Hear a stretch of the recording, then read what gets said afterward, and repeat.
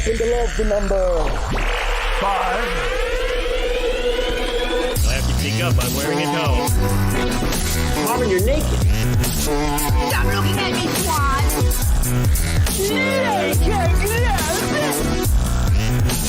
You have until the count of 5. Welcome to the Got Till 5 podcast. My name is Max. I'm smiling this week, and his name is Jesse. Hello, my I friend. went the wrong way again. Have you taken my note on board about your miserable face with your upbeat voice? It's a skill. It wasn't a criticism. I don't know how you do it, but I'm impressed. Years of practice. What's new in the world of Jesse Benz? The number one source for all things Jesse. That's what Oh I call god, the show. there's so much going on in life right now, as you know, for everyone. I'm out all the time. I'm doing crazy shit. It's going well. I mean, no, I'm going to work every day. Well, 3 days I'm going to work. The other 2 I'm working from home. No one's in the office when I go in. No one's in here when I'm working. Just pretty lonely. It's wet outside. It snowed over the weekend. That was fun. That's gone now. Rained away. So it's all pretty jolly. All right. We're starting off with all the positives. This is a very negative episode that we're doing, by the way, everyone. It's not the cheeriest. We're just going to argue for an hour, I think, is the theme of this episode. Yeah, so we have to lay some ground rules first. So we ripped off Desert Island Discs a few weeks ago. We're ripping off Room 101 this week, which to our American and Canadian friends is a British show, or was a British show on the BBC, where people go on and they talk about what they want in Room 101, which is just stuff that annoys them, like bad stuff, not the obvious stuff like cancer, poverty, AIDS. You know, some of us, not others, would put them in. But like just things that niggle on you a bit. And so it's all a bit of a laugh. But the idea is, if one of us puts it in, the other one needs to argue it. So you're going to play devil's advocate to me and vice versa, even if we do sort of agree with it. And I'm quite looking forward to that. Devil's advocate, right?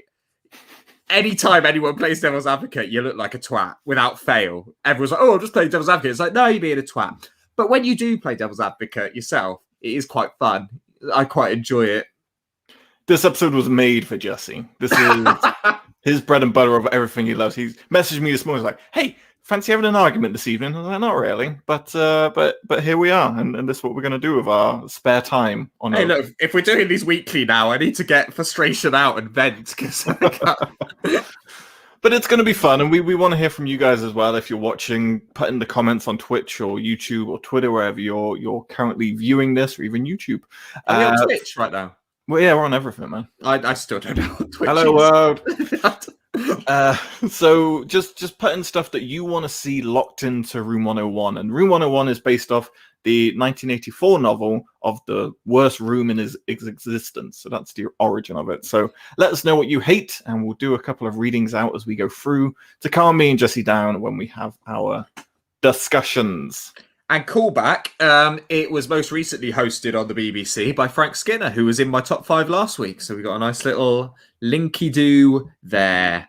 And who passed away today that we said we should protect at all costs? Oh, yes! Cloris Leachman died today, which I have said on this podcast. 2 episodes ago. Was it only 2 episodes ago? I was protecting her. No, I it think must be so, longer than that. No, we're talking about Young Frankenstein. Yes, but we talked about her before on the Adam Sandler, top 5 Adam Sandler films as well, because she's in Spanglish, which was one of my choices. And she's one of the best characters in that. So yeah, Crummy has just commented on Max's haircut. Literally the first thing I said to him when these cameras went on, Crom, was about his haircut. You said it was nice. Don't start playing up to Crummy now. He's here. You're like, oh, lovely, mate. I'm gonna start. Yeah, no, I was just said that as a trick to make you feel safe. You knew the reinforcements were coming. But yeah, Cloris Leachman, she was Frau Blucher in Young Frankenstein. She was in Spanglish. She was brilliant in that. She's a grandma in Malcolm in the Middle. She's fantastic in that. She died today. She was 94. Not the saddest death age in the world to die, but legend of film. And I love her. And I said it on this podcast, so I thought that before it was cool. So you could have thought, oh. Fuck off. Awkward that she's in my number 5 now. No, I'm kidding. But she... lovely woman. Me and Jesse are heartbroken. So, shall we delve into it? Why are you so big, all of us? Oh, for God's sake. Right. Your number 5 actually relates to something that I'm going to do later. My number 5 is Gogglebox. Now, the rule that me and Jesse have is we each get time to talk about why we don't like it before the other one butts in and is like, you're wrong, you're wrong. I like that you brought that up because I'd forgotten that, and I was about to go, fuck you! Just start screaming. Okay, so hold your anger, Jesse. Gogglebox for me, I want it in Room 101 so badly, because if people don't know the concept of Gogglebox, you're watching TV of people watching TV of the TV shows that you watched last week. Now, I do get the concept of why it's popular, because you have something in common with them, because you're watching TV as well. Look at us both watching TV, and I could be on Gogglebox. I could be the big star of that. That's great. But it's just cheap. It is cheap TV to produce. You know, they don't have to pay for TV clips because it's under the UK law of fair dealing and all that kind of stuff. But it's lazy TV. I feel like when you're watching TV, you should at least get something out of it for them taking your attention. Even past examples of shows like Big Brother, for example, where you're watching people living in a house while you are also living in a house, is the original concept of all of this. But at least if you watch that, there was some kind of, I don't know, you get some kind of psychological study out of it, of watching how people interact and how people kind of deal with each other in a closed space. Gogglebox offers no original thought or commentary. And maybe it's kind of this microcosm of British viewing habits, but for 50 minutes of people on their sofa watching stuff, no. It's an hour with adverts. Oh! I kind of view it as the same way as like reaction videos or unboxing videos of people like just, oh my god, this trailer's out, and I don't understand the enjoyment of it. And the concept itself from Channel 4, I feel like should make people angry, but instead it's won multiple awards. It's on 17 seasons now. And there's spin-offs, there's Goggle Sprogs, there's Vlogglebox. Like what the fuck is next? Doggy Box? You're just gonna watch dogs watching TV? Is that where we're going? And it's so fake, and it gives this impression that everyone has the same kind of hive mind view of the world. And what's the posh couple? Steph and Dom. Is that them they've got their own like little spin-offs and they've got books and all of this kind of stuff. I've no Those idea. people are the most devoid of personality I've ever seen in my life. And it doesn't make sense why there are multiple seasons of the same people, because the whole point of reality TV is that it's populated by ordinary people. But when you have these contestants like Danny Dyer, and she's now got all of this stuff, and she's elevated to that celebrity status herself, it cheapens that whole idea of this fame while killing the reality format itself. It just, I don't understand the enjoyment people would get from watching it. That is my argument. I very kindly gave you much more than a minute there. They're going to get longer. Okay, so number one, when did you turn into an old man who yells at clouds? Oh, is this not what this is? Because it's going to get worse. So you don't see the appeal of just watching sort of. I disagree with you in that they're boring people. I think a lot of them are very witty, funny people. And watching Gogglebox is akin to watching Ant and Dec or someone like that, where you've got sort of funny people, fairly charismatic people who are being funny and making jokes. That it's like it's. Do you remember the Eminem lyric? I'm only giving you things you joke about with your friends inside your living room. The only difference is I got the balls to say it in front of y'all and all that. Yeah. So that is Gogglebox, right? They're just joking about what we joke about when we watch stuff. Now, I know that you don't have a TV license. You don't regularly watch television like the rest of the country. But it's like, but when you're plugged into society like a normal human, you enjoy these shows, and seeing these other people enjoy them gives you the warm and fuzzies. It makes you feel less alone. And at the moment, that's something we all need in life, is to feel less alone and to have these people that we feel on the same wavelength of. Okay, but say you have like a family or a partner or like people around you. And I dream of the day. you're watching people react to stuff, but you're sitting in silence with your own members of your household. Why is that okay? You're not sitting in silence with members of your own household. Me and Bobby watch it and we laugh along and giggle and go, ah, that was funny what they said. Do we enjoy ourselves? But it's... And then we have our little in jokes from it afterwards. I guess it's it's just something I've tried, and the concept of just staring at people reacting to stuff and then little clips, and it's just I don't find these are not people that I would have in my circle. They're not my. So I'm not into it to the point where I didn't know about all these spin-offs and stuff that you're on about. I don't know the names of any of the people on it. I haven't got that deep into it. I just watch it and enjoy it. But I do know that there's a brother and sister on it who are very funny, and they are the nephew and niece of the Chuckle Brothers. I mean, what more do you want from your television, Max? I want they're very Chuckle funny. Vision. That's what I want. I understand the spin-offs would annoy you and the celebrity versions and stuff. They do me too. But at its core, I think it's a lovely show. And I know what you mean about cheap to make telly, but who cares? What do you want? You want everything to cost loads of money that's on television. I just back to my original point. I just want effort. I just want to feel respected as a viewer, that I'm getting something out of it, instead of sharing moments with people I have no interest in or nothing in common, or will never see again. But another thing you have to remember about this show is it's basically a massive advertisement, right? So you'll see stuff that you missed in that week, like there's a new drama out or whatever. So you're watching a clip of that and then them talking about that. It's that's what chat shows are. That's what This Morning is. That's what all these other shows that are on, Graham Norton and stuff like that. They're showing clips to plug something, but instead of talking to the person that's in it, we're talking to the viewer straight away, which I think is actually quite revolutionary. But if I've got Stephen Fry and Graham Norton plugging his own book, I'm getting a fun little anecdote. I'm getting some information. I'm getting a story. I'm getting something new, not recycled or regurgitated. I feel like if you watching Gogglebox, if you created a dystopian view of the future and you didn't know it existed, and you went, oh, in 10 years' time, you'll watch people watching television and commenting on it. That sounds like hell. And it is hell that we're living in now. I think it's lovely. And and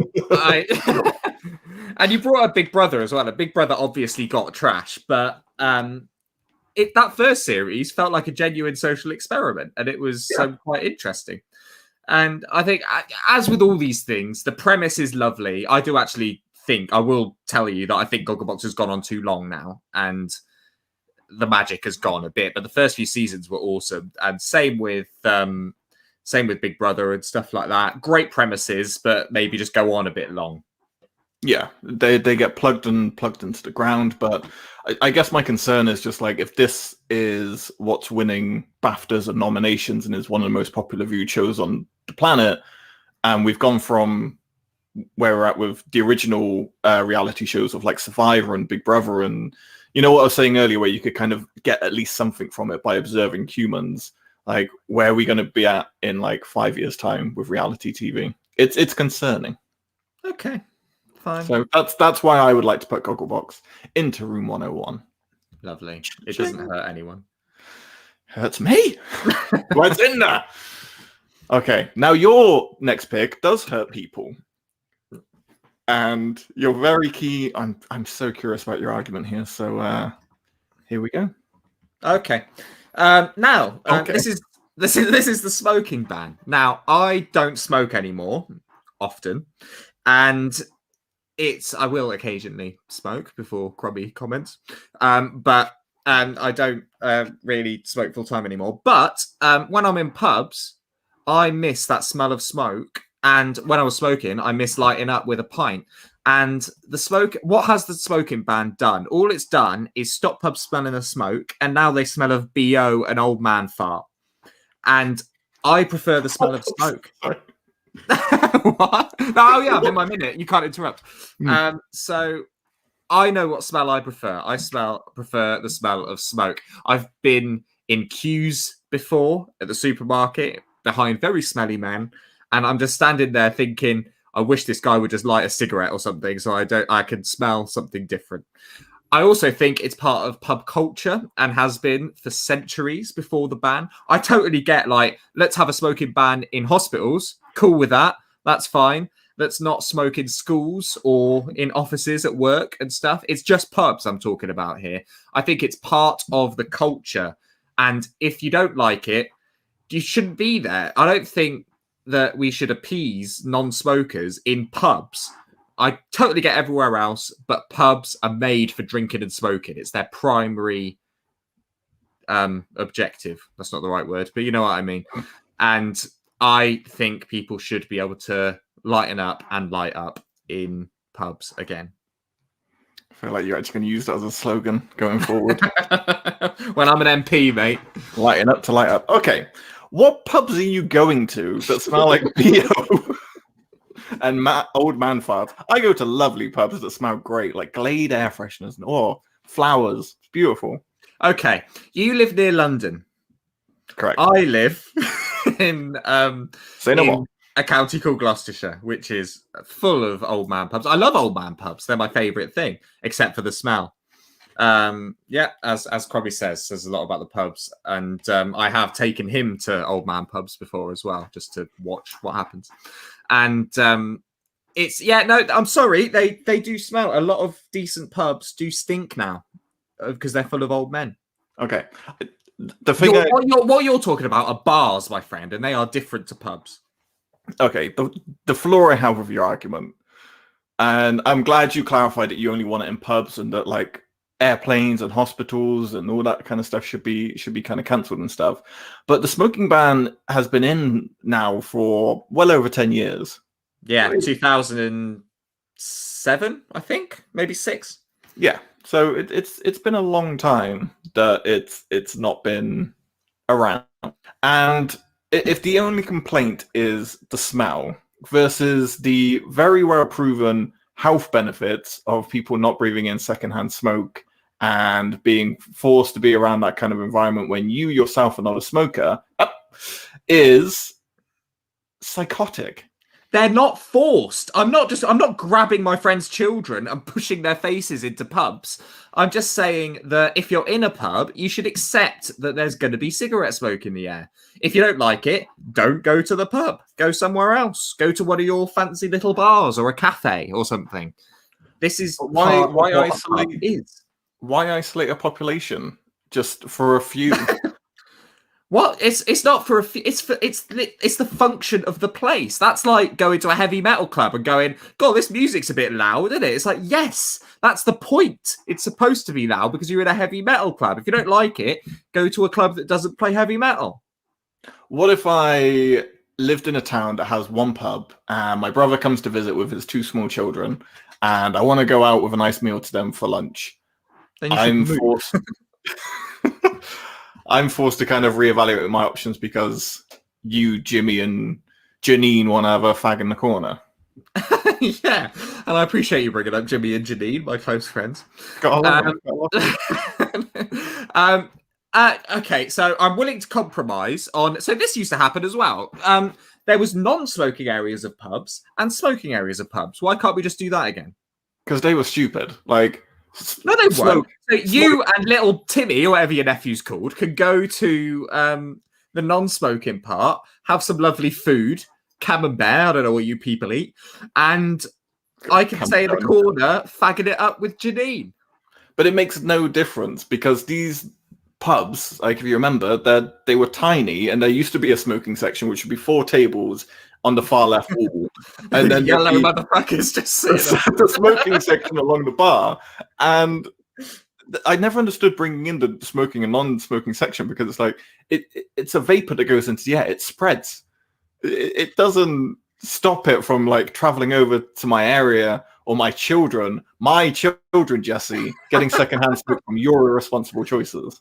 Look, all I know is that I had a very short indoor smoking career, right? So I started smoking when I was... Yeah, okay. So Crobby says there's still smoking areas, they're just outside. That is a good thing that's come out of the smoking ban. Outdoor heating has got very good, and it wouldn't have done without that. Do you remember when we were in Northern Ireland together and we went to that pub and it had the greatest outdoor heating section I have ever been in my life? It was like the middle of December or something. Yeah, it was like freezing cold, but we were just sitting outside smoking and chatting, and it felt like we were just in a toasty living room. It was amazing. So well done, Larne. That was at the town we were in.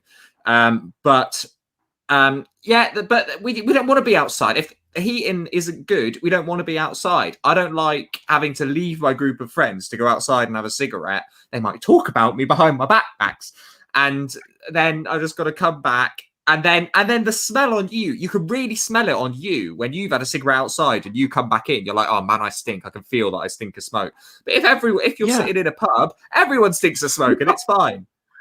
You're so close to being logical, and then it goes backwards. Like you smell when you smoke, and then you're like, well, if everyone else smells, then we're all just a bunch of smelly bastards together. Exactly, it's lovely. And also, as I was saying, I started smoking when I was about 14. Could get away with having a drink in a pub when I was 16. So it was like only for a few months I could sit in a pub and have a fag. I used to go to the I can't remember what it's called. There's a pub over the road from the school we went to. I used to sneak out at lunchtime and with Matt Coombs. Do you remember Matt Coombs? Sneak out with him and have a couple of pints and a cigarette in a pub. And I don't think I've ever been happier. I'm a big advocate for smoking being banned indoor places. I think it should be predominantly for outdoor areas and that kind of stuff. I can't argue fully. I used to be an ex-smoker, so I'm not like, oh, it's holy then out, whatever. It's a case of, but if I was going to smoke, I would go outside to do it, and I wouldn't want to subject that into... I think it's so much better. I think you have a very rose-tinted view of how pubs used to be with like the yellow and the disgusting carpets, and just you open the door and you're like, trying to find your friends, and you'd be like, oh, there they are, and you have to like wade through the smoke to kind of get through it. So yeah, horrible.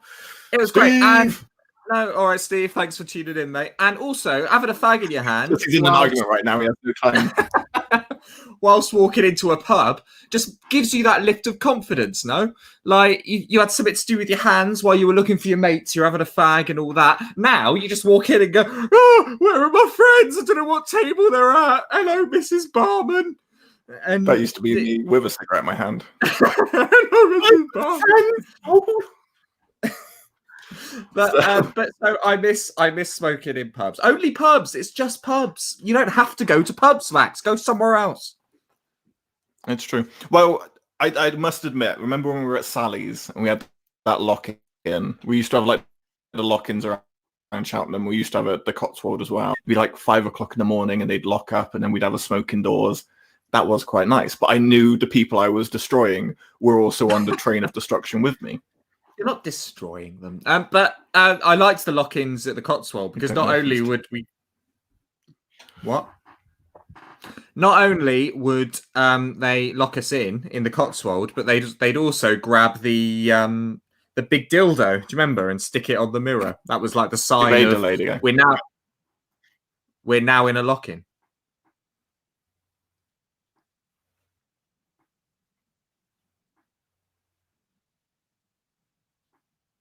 Yeah. You didn't hear any of that, did you? Do you remember the time when the big giant dildo was bought out and it was put in the middle of the table? And by the way, when we say... No, I did. When we're saying big dildo, I mean we're talking the size of Wales. It was insane. And it had this little suction cup on the end, and Tash would put it in the middle of the table. And then we had that one game where we did like a round of shots, and she would like spin it, and then whoever the dildo kind of landed on had to have a drink. It was a genius game. That. Right? Yeah. Better days. Happy days, right? Have you been happy since then? I haven't. I've been less traumatized, that's for sure. They were good days. Good days. They were good days. Okay, my turn. Yes. Mine's a bit controversial to the game we're playing right now, but it's something I hate with a passion, and I want it gone from civilized society forever. I pressed the wrong button. There we go. Devil's Advocate. I want the concept of Devil's Advocate dead. Okay. Done. Okay. Are we ready?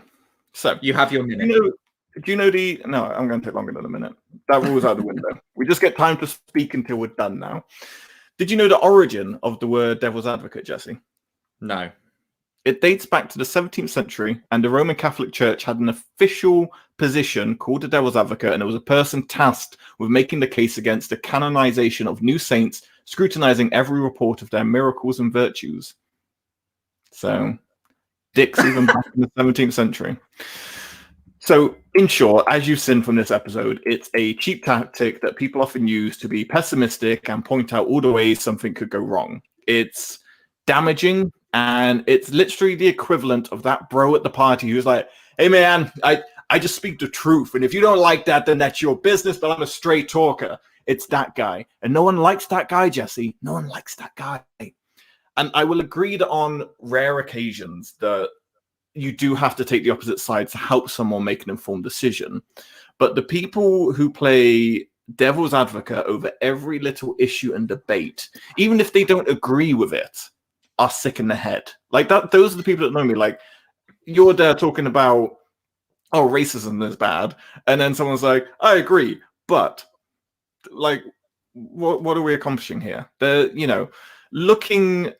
looking for reasons why something won't work isn't a good formula for it actually working. You're just spreading the kind of bad vibes and hate that is just not going to get anything done. So if you have someone you care about and they're starting this project that they love, why are you looking for reasons that it won't work? Why flood them with reasons of like, oh, you're going to fail? Why not give support for that? So I just feel like if you're a person who constantly has to provide the I'll make life difficult for you by making you think about this, then that person is just going to isolate themselves because no one is going to come to them with their problems, because why bother with the hassle when they're not going to offer you anything constructive? At the moment, everything is so crowded and interconnected, and if you toss a thought anywhere, you have strangers all over the place giving you hypothetical challenges, probing your convictions. You must justify your reasoning right now, or it's not fact. And I just think it used to be beneficial. Devil's advocacy used to be beneficial for like constructive arguments and people understanding how stuff works.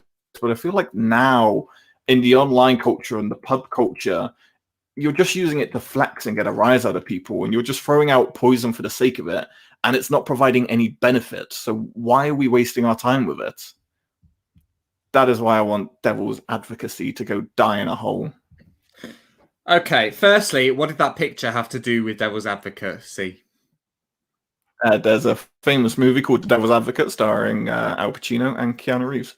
Ah, I didn't know that. I thought it was a picture from plays the devil. Inception, and I thought you were doing it because like it's Devil's Advocate within Devil's Advocate, and it's Inception-y. Anyway, so you don't think so? You said that you think that it has in the past, because this is how I've always viewed it as a positive.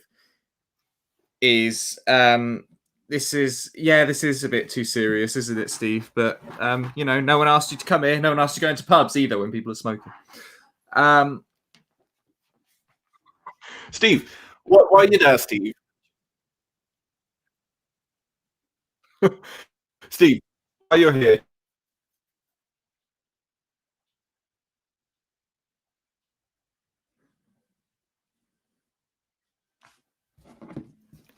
Carry on, Jesse. Thank you. It helps. It does help people with arguments. Just so it can be fully. It helps you fully form your idea. No.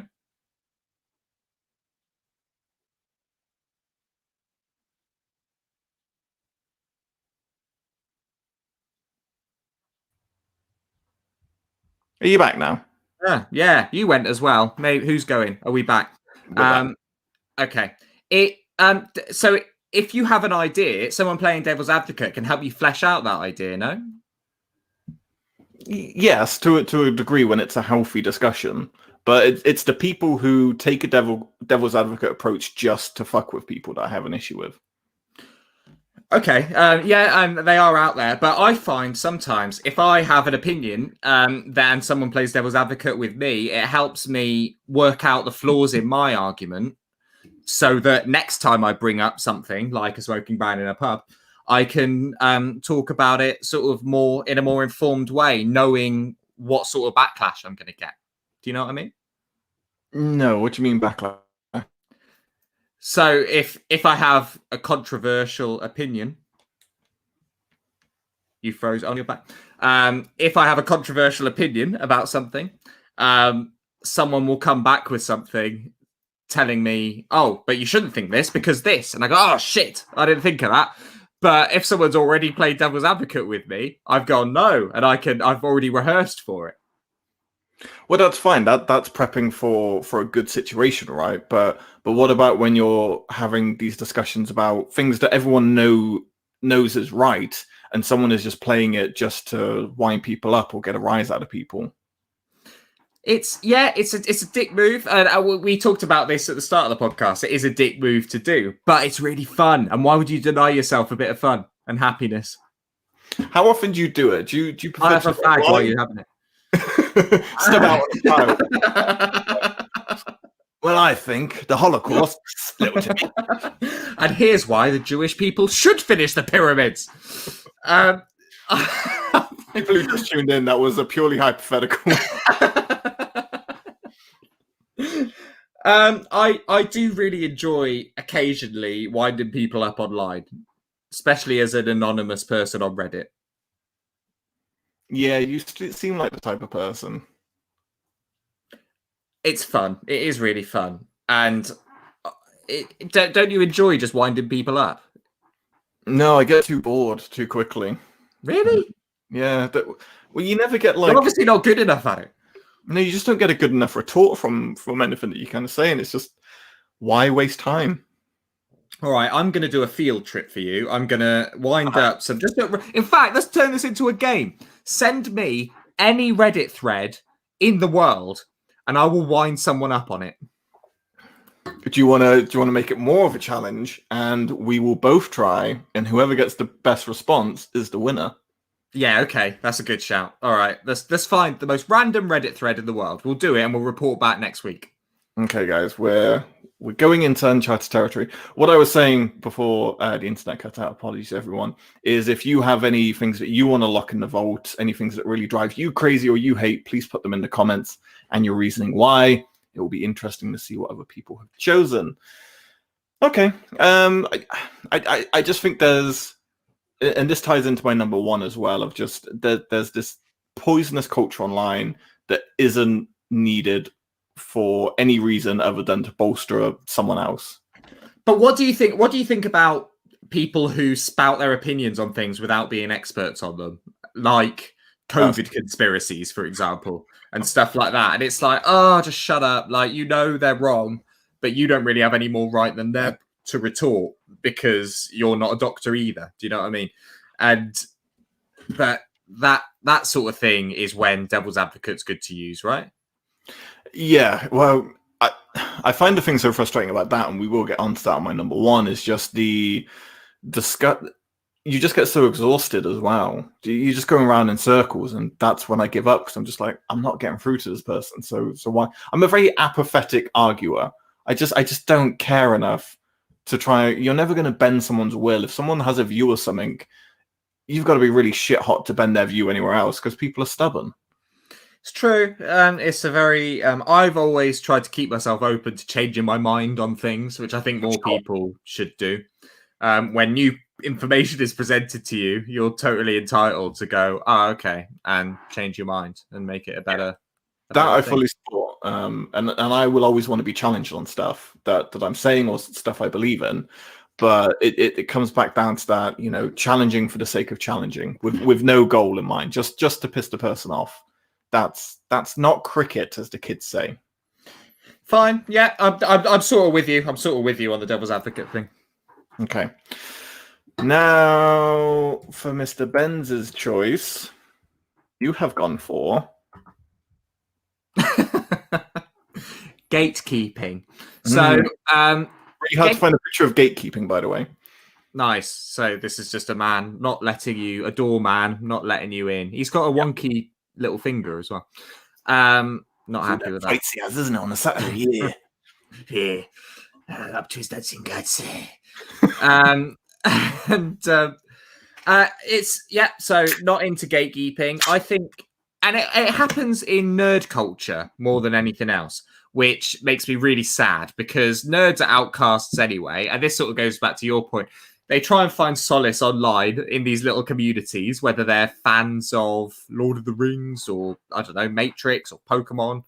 And they just want to get into those things. And so they join these forums and they ask like these beginner questions and they just get shut down by all these nerdy little pricks who probably all look like the comic book guy from The Simpsons.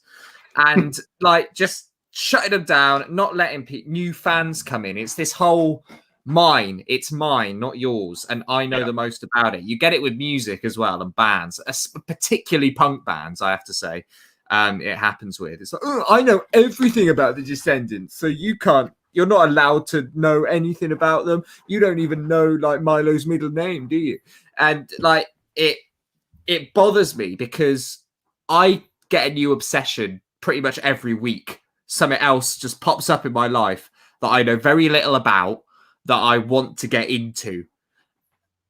And what did I say? How did I say Lord of the Rings? Apparently in an offensive way, Jesse. Lord of the Rings. Oh, it's probably because I hate it, but that's fine. Other people are allowed to like it. But look, like skateboarding, right? We got well back into skateboarding last year. Yeah. None of us are particularly amazing at it, but we're enjoying it, and it doesn't matter. So you sort of actually, skateboard is a bad example because people are really accepted in that community, generally speaking. Like even if people are really good, they tend to sort of welcome people who are a bit shit and they help them, and it's lovely. But then like, yeah, you get to other stuff and this whole elitism, and it's like, it's always about nerdy shit. You're a fucking loser for liking it in the first place.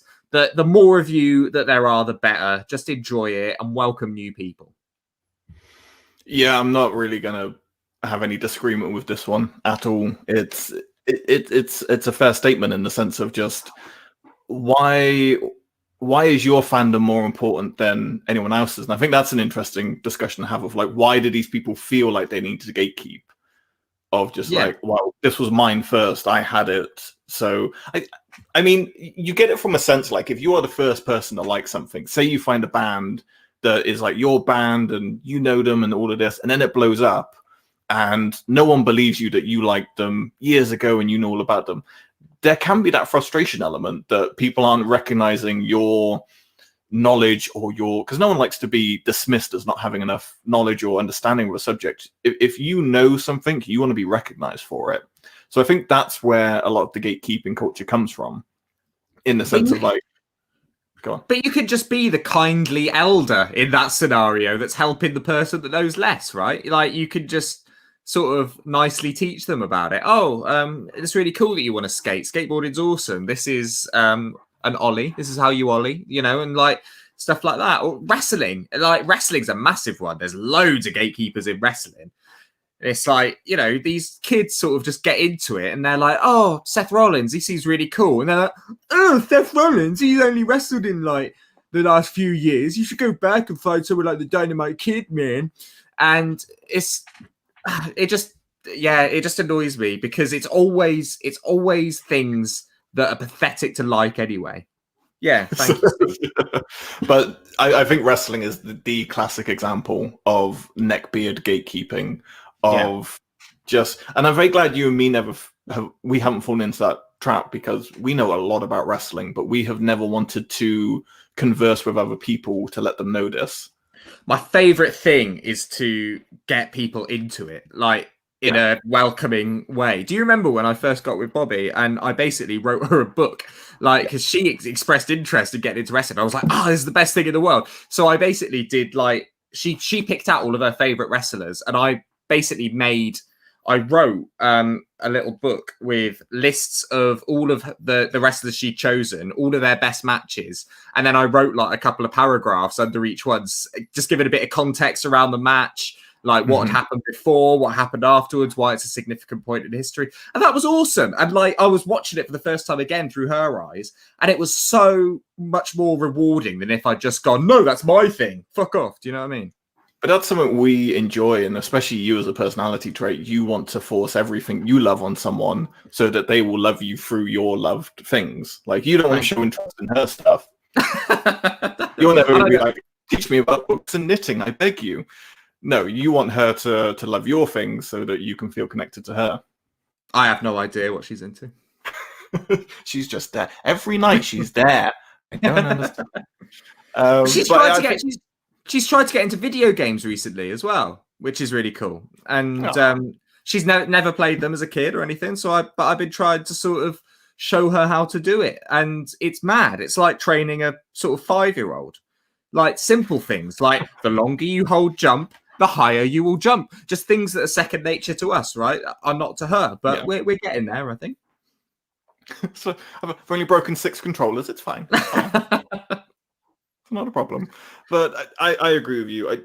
I want to show people what I like more than anything. Like maybe because it's our interest and niche in the sense of like the wrestling, the punk rock, the skating. Like our interests are not. We're not going to be able to join a group, or we're not going to strike up a conversation with a stranger and they're going to have probably the same interests as us. So I think for us, we're always like, please watch this. Please come into my group so I have someone else to talk to about this stuff, because I've been talking to Jesse for 20 years and I'm tired of it.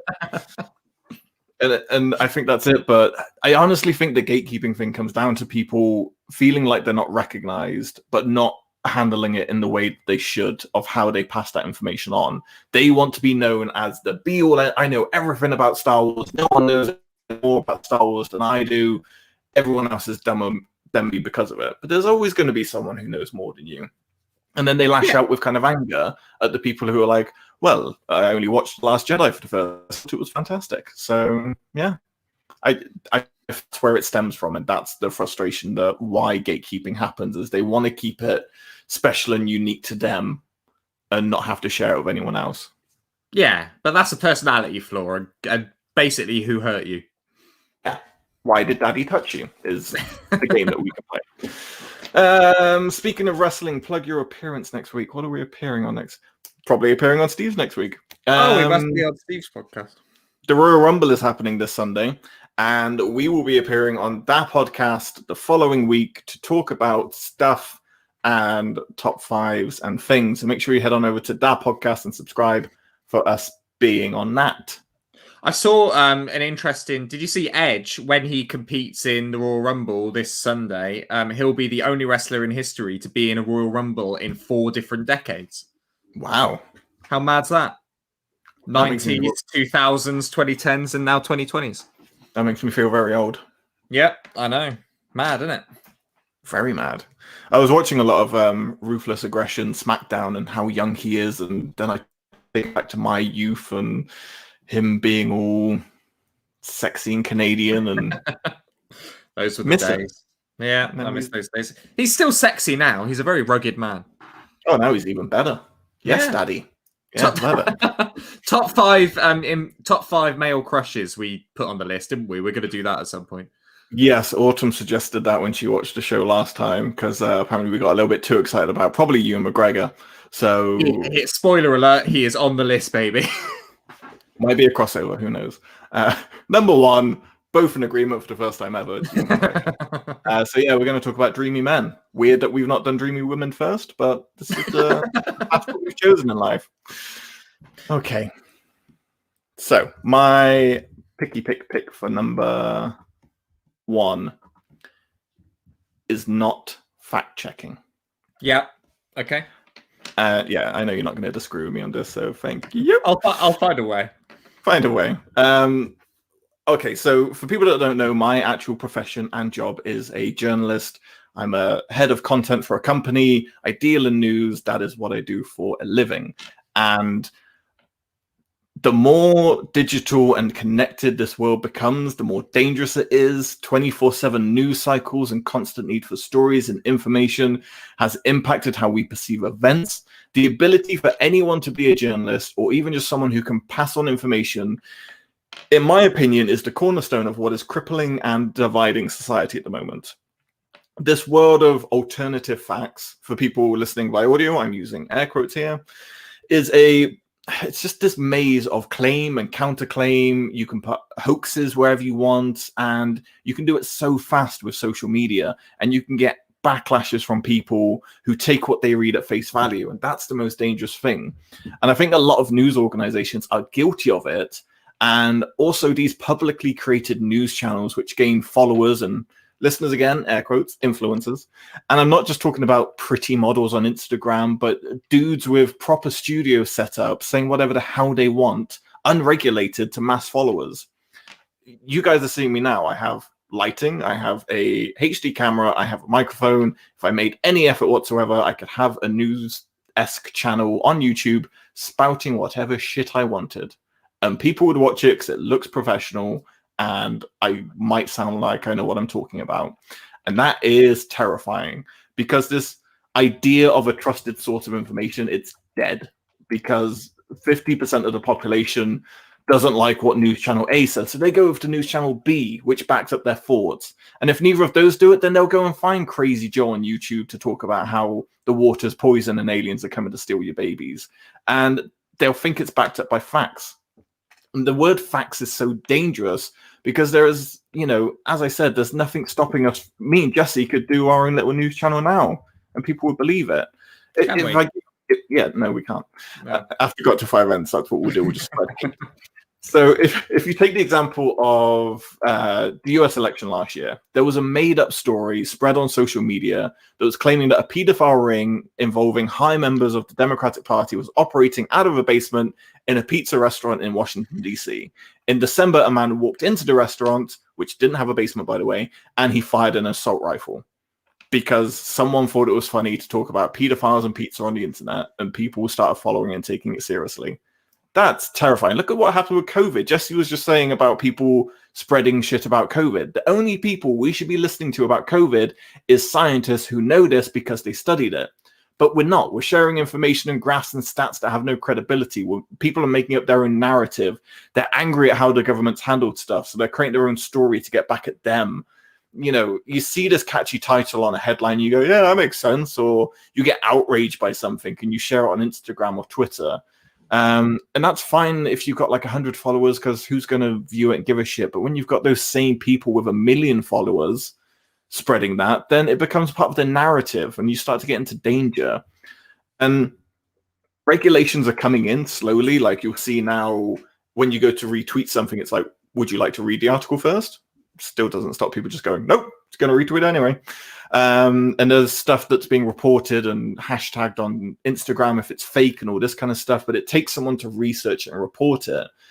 I wrote about this 10 years ago in my dissertation about the of journalism and the fake that brings in, and it's all kind of being proven true in the sense of just there's no checks and balances for what goes out into the world. And when you got your 60-year-old mums who don't know how to operate Facebook properly and they're just seeing a headline and going, well, that must be true. It's just horribly dangerous, especially for that generation who aren't as in touch to research, and then they just start spouting it off as they make decisions about life. And it is my biggest pet peeve and hatred in the world that stuff is just out there, unregulated, and just the worst situation that we can really find ourselves in. And it's only going to get worse unless drastic measures come in. So anyone who doesn't fact check, go die in a volcano. Namaste. I don't know where to go for reliable news anymore. This is the problem. Your opinion's been split. Yeah, well, and it is like that. I do agree with you, obviously, and it's back in the day we had like 3 TV channels, right? So like whatever they said, the country agreed with and all knew, and no one questioned it because everyone watched the same thing. And now, as you say, it's so diluted, and there's so many of these different opinions that come across like facts. You see it, even proper news sources do it all the time. If they're talking about something serious like Brexit or something like that, they won't go to someone who knows what they're talking about. They'll just be running through the high street and they'll just go up to anyone and they'll go, oh, what do you think about Brexit? And it's like, this guy might be an absolute nutcase, but he's going to appear on the BBC News with whatever he said. And whether it's right or wrong, there's going to be people at home watching it going, yeah, you're right. There are too many Polish here. And well, that's like, that happened. You know, no one fact checked. Look at the big red bus of, you know, promising X amount to nurses and stuff. The day after the referendum passes, Nigel Farage goes, we can't do that. That's Yeah. impossible. That was a Why lie. did no one check that? Why did no one regulate any of the information that went out about Brexit instead of just allowing these people to spew hate onto the media for people to consume and into the tabloids that are going to target certain areas and classes of the UK just to kind of bend their will? It was disgusting. Yeah, no, yeah, I agree, and it is dangerous. I can't even argue it or devil's advocate it because it's just a really damaging thing in the world, and it needs. But I don't know how to fix it. How do you fix it? It's so difficult because we've got to a point, and this is a discussion I always have at work. Is we're accelerating so fast with our digital media and digital transformation.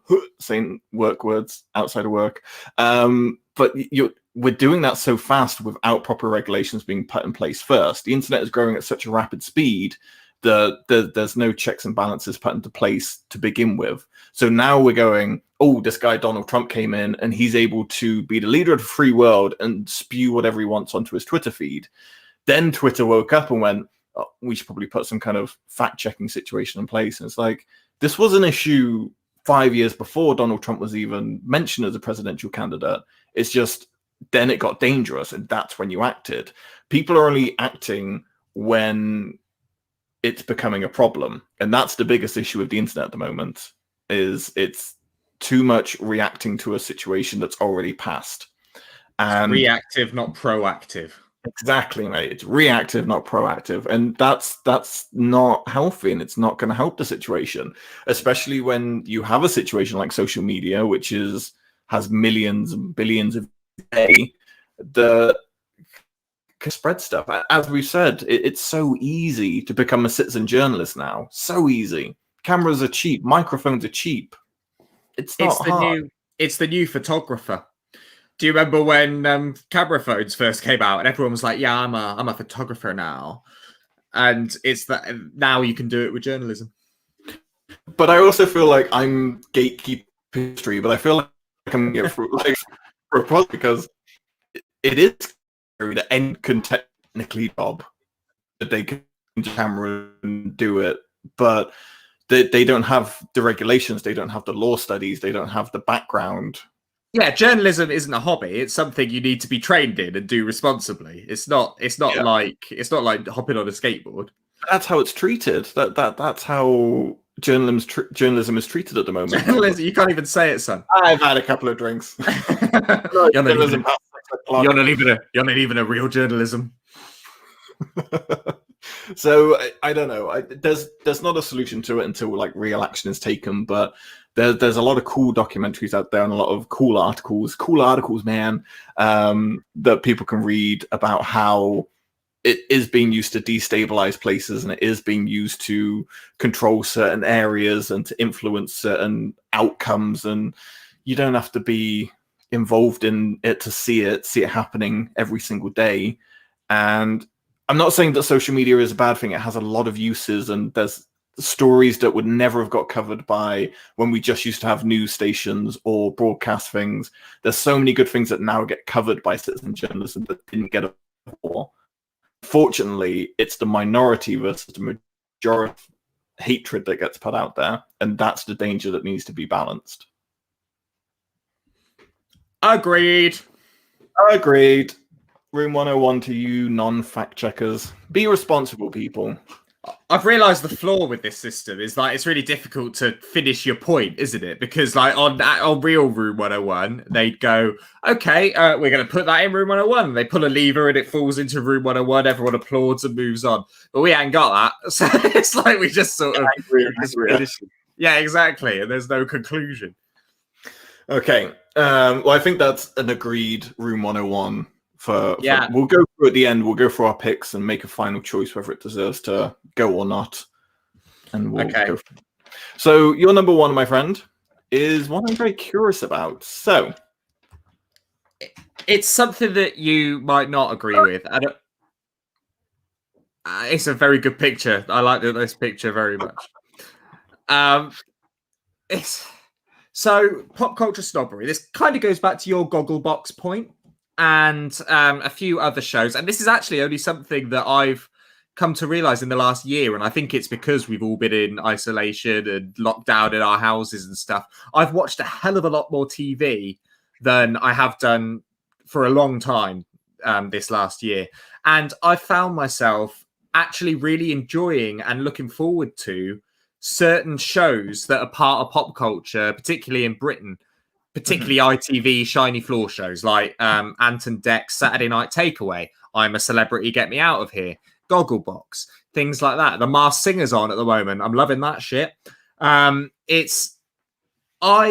used to be one of these people, and I know you're still one of these people, that like, oh, the fucking, uneducated masses watching this shit, man. And it's like, but I sort of came to this realization that if you're enjoying it, who gives a fuck? And who gives a fuck? And it's not hurting anyone. I get the sort of Big Brother and X Factor and stuff. I'm not a big fan of that because, like, the early stages of the X Factor, they're just wheeling out the bewildered to sort of be embarrassed in front of the nation. Do you know what I mean? And that's not cool. That hurts people. Big Brother, they tend to like just find these fairly simple folk, thrust them into celebrity for like shoving a wine bottle up their minge or whatever, and then they get out the Big Brother house. All this fucking tabloids there. They have no idea what to do. It damages them. Susan Boyle is a bewildered, vulnerable person who has been fucking, it's scary shit. Get that. What I'm talking about is I'm a Celebrity, Masked Singer, Ant and Dec, Saturday Night Takeaway, just trash telly, for want of a better word. But there's people out there who, for some reason, think of themselves on a higher plane because they don't watch and enjoy this stuff and think of people as stupid for enjoying it. I don't understand who it's hurting. I don't understand why people can't enjoy it. And I would like that explained to me, please. Can I defend myself, first of all, because you lumped me in with that? I'm not a snob for this stuff. It is a sense of I've watched it. I've never not... Anything I've said I don't like is something I have watched, or at least seen an episode of. And I think there needs to be a recognized difference of snobbery and just generally not liking something. I've watched The Masked Singer. I thought it was shit. I've watched I'm a Celebrity, Get Me Out of Here. What a waste of time. Ant and Dec, I don't get it. Like, I love them. I love Ant and Dec, but like that show, I don't understand it. But I'm not innocent of watching trash. I love watching shit like Come Dine With Me or Naked Attraction or Ramsay's Kitchen Nightmares. I do enjoy watching trash. I watch like Total Divas and stuff. The trashiest of the trash. When we were on, either we were on Steve's podcast or he was on ours, I can't remember. But I brought up that I've been watching I'm a Celebrity. And the two of you were like, oh, how can you watch such awful television? You deserve to be mocked. And it's ridiculous. It's like you two almost like connected and put yourself on a higher level of intelligence because I'd been watching something you hadn't. And I didn't understand that point of view at all.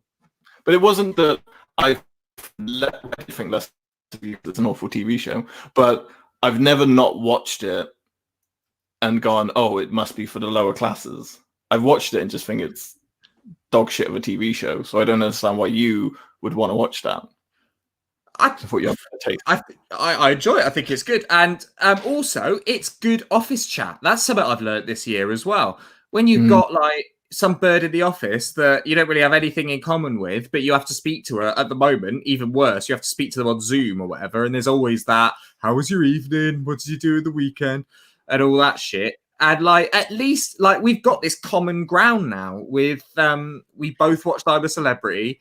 And it's like, I know it's a bit like, it's like, oh, I've found this thing that we can talk about, but it actually does really help. And sort of, it makes life easier when you just are tuned in with what the rest of the country is tuned in with. No, that is very true, because I've been very isolated in that situation before. As you say, I don't have a TV to watch like all of this stuff that kind of comes out when it comes out. So if Love Island is popular, if I'm a Celebrity is popular, The Circle, whatever's like the hot thing at the moment, I'm just there like The Circle. I have no idea what's going on. Why did you bring up The Circle? That was a weird one. That's just a game show that Philip Schofield hosts, I think. No, it was like a reality show a couple of months ago where people lived in a house and they had to like pretend. Oh, that! Yeah, you're right. Sorry, you're right. Like I was like, no, I haven't. So I'd forgotten all yeah. about that. You do feel disconnected from people when you don't have that kind of commonality with them. But at the same time, I don't to subject 6 hours a week to keep up with Janine in the smoking area down the pub. Okay, well, I enjoy it. It's a nice way to spend my evening, and I haven't found a better way to spend it being locked down in a house at the moment. Do you know what I mean? Yeah. I think if I wasn't, if this year hadn't been this year, this wouldn't be in my list, and I wouldn't be watching these shows. But because it has, it's suddenly become oddly comforting to sort of feel like you're with so many other people watching this stuff. Does that make sense? Yeah. I think I'd honestly be in the same group. Like if I had access to it, I'd probably do the same kind of thing where I'd watch this stuff. Because at the moment I don't watch TV because I feel like I've watched everything. All the streaming services, I've watched all the good shows, and I'm just waiting for stuff to come out weekly now. So my evenings are spent doing shit like this or reading or just on my phone. So I would probably be like, oh well, let me just see what's on ITV for a bit, and I'd end up sitting and watching it. Like, not denying that would happen. Yeah, and it's lovely. Goodness, that hasn't happened. You still haven't watched Cobra Kai. If you think you've covered everything good on streaming, son. I'm saying, you know, like that beautiful image of that last book that you read before you die. Cobra Kai is that last show I watched before lockdown ends. It's my pièce de résistance of the end of it. I just want to talk to you about it, so you have to watch it. You're being selfish. You're a bad friend. You're a bad friend. You are. But that. Are you wearing an LWO hoodie, by the way? Yeah, it's very nice. I like that. So back to the wrestling talk. WWE shop notoriously bad for quality of like t-shirts and stuff. They're boxy. The material's horrible. Yeah. This hoodie is so comfortable. Oh, that's good. And really nicely made and fitted. I was really let down. I've got it right here, actually. This Finn Balor hoodie. Do you remember this Finn Balor hoodie that has the hood? Oh, yes. So it zips up, so you've got like a cool, almost balaclava thing going on, which actually, in the world we're living in now, is really good. But the picture of Finn wearing it was awesome. Like, he looked so cool. And now, having bought that, his was clearly tailored to fuck to look amazing on him, because that just hangs off you and it's a pile of shit. And I hate WE Shop for that. Yeah. So I'd recommend pullover hoodies. Fits nicely. That's the way to go in the future. But I remember when I bought this and you said that I was doing cultural appropriation, and it made me laugh. Whenever I wear it, it really makes me giggle. And I was walking through London Victoria. I was wearing this, I had my mask on, and this little Mexican dude comes up to me in WH Smith, and I shit myself that like Jesse's right, I'm gonna get beaten up. And he was just like, cool hoodie, man. Love Eddie Guerrero. And I was like, I'm down with the Latinos. I'm beautiful. And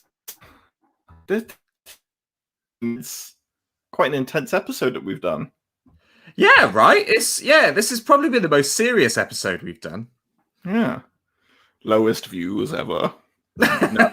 People love it. Okay, so you'd have to be in the minus figures for that. Number 5, I picked Gogglebox. I still want it in Room 101. I can't put it in. It makes too many people happy. But why should they be happy and me miserable? Okay. Well, let's move on to the next point. Smoking ban. Just look, the smokers were happier. It smells nicer than BO and horrible old booze and stuff.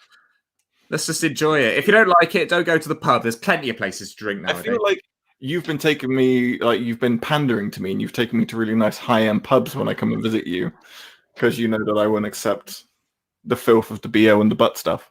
Yeah, no, okay, I will take you to the BO and the butt stuff. I've taken you to the Campbell before.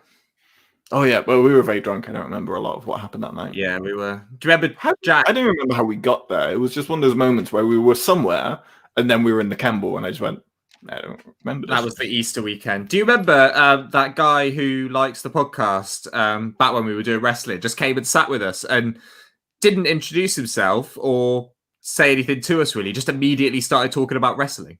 Yes, that happened a fair few times. Happened to me in Birmingham. A guy who looked like Jesus came up and just started speaking to me about wrestling because he knew the podcast. They just assume. I mean, you listening. You just assume you know us, but it's fine. But like, it's just weird. When, like, it's weird. Because we've never seen you before. So when you just come up and start talking about wrestling out of the blue, it's like, I love talking about wrestling. This is awesome. But hi, I'm Jesse. What's your name? I'm a human male. Nice to meet you. So yes, if you see us, please introduce yourself. Oh no, wait. Devil's advocate. You brought me kind of round to your, I'm going to take it out of. I was clutching at straws, to be honest. I was devil's advocate, which is very difficult. There's good elements, but there is also a lot of evil to it. So it's a tricky one. And then gatekeeping, I think we're both in agreement. Yeah. Room 101. Don't just let people in. If you love something, show people. And I will say we've all been guilty of it in the past, I think. And sometimes you do it without realizing. You do a bit of gentle, you, like one that does a bit of gentle gatekeeping, and we should check ourselves on that as well. Yeah, not fact checking, 100%. We got to get 2021 people. It's New Year. Biden's president. The world is glorious. You know what? Another point to this not fact checking thing, which is kind of along the same line. I see. Do you remember? It happens a bit less now, actually, or maybe everyone's wised up. But like you'd get like these really far right, like racist pages on Facebook or something like that would start, and they do something like they post a picture of an abused dog, and they'd be like, "Share this if you're against animal cruelty," and it's like people like my dad when he was first on Facebook would do this all the time. Because like he wasn't familiar with how the internet worked in that way. Do you know what I mean? At the time, he was like, "I'm against animal cruelty." Of course you are. So yeah, I'm gonna fucking share that. And then before you know it, this BNP horrible far right page has got all these likes and shares and stuff because of trickery like that. Yeah, exactly. It's understanding why people are asking you to do stuff on the internet. I feel like there should be an education for people who are not familiar with how the internet works, mainly the older generation. Just want to give them a hug and just protect them a little bit. I mean, why share that? Like, it's like, yes, I'm against animal cruelty. Great. So, like, what's that achieved? No one's going to fight you with it. Everyone know that. Yeah. Maybe donate some money if you're that against it. Maybe volunteer at some stuff if you're that pro against it. Yeah, changing your profile picture to a little peace symbol isn't going to do shit. And pop culture snobbery. 100% agree. Thank you. That's very kind of you. I think it's the age I've got to as well. Since I hit 30, it's like I'm less preoccupied with looking cool now, and I'm just going to enjoy what I want to enjoy, and fuck it. Exactly. So that's the end of our episode of top 5 things we want in Room 101. It was fun. I enjoyed that. I was more scared that we were going to fall out. No, it's fine. Yeah, no, I think it turns out that we're friends for a reason, and we actually have quite a lot in common and agree on a lot of things. But I like that when I first suggested this episode, you said we can't call it Room 101 because it's just a blatant rip-off of the show. So let's call it. What do you want to call it? Volcanic. I wanted to chuck stuff in a volcano. I thought if you're going to end something, end it in molten lava. I like the imagery of that, but I like that you just abandoned and you were like, fuck it. Let's just use it. It got to like 8 o'clock. I was like, well, I've got to create graphics. Fuck it. It's just who gives a shit? Exactly. Next week we could potentially have a returning guest, Elliot Jordan, dear friend of mine who was on the podcast last time, and I believe we discussed top 5 managers. It was a very weird episode that we did. Wrestling stuff, wasn't it? Yeah, he's a wrestler, right? He's a wrestler, but he wants to come on and just do a top 5 of us. Probably something video game related, so we're just gonna shoot the shit with another human being, so we don't have to talk to each other, which will be nice.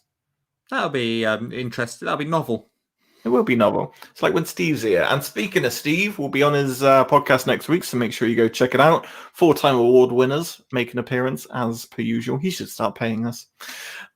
I don't want to win another one because then we can't do like the 4 horsemen shit. No, but then we could do 5-time. Oh yeah, 5-time. Okay, we stop at 5. 5 awards and then we're done. Sucker. Okay. Where can people go if they want information or to contact us, dear Benzie boy? There is so much information at a little website called godtill5.com. He's professional as always. Thank you very much for. You're not. I hope not. This episode would be a struggle.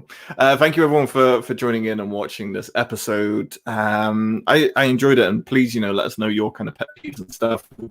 The stuff we couldn't agree on, and to see what's going on. Me and Jesse will try and get some points on a Reddit post. That's going to be fun to play, and we'll be back next week because we're doing weekly because the show is on its final legs. This was episode 86, so we have 14 episodes left. So just over 3 months left of Got Till 5. So enjoy us while you can until we come back with something new and exciting.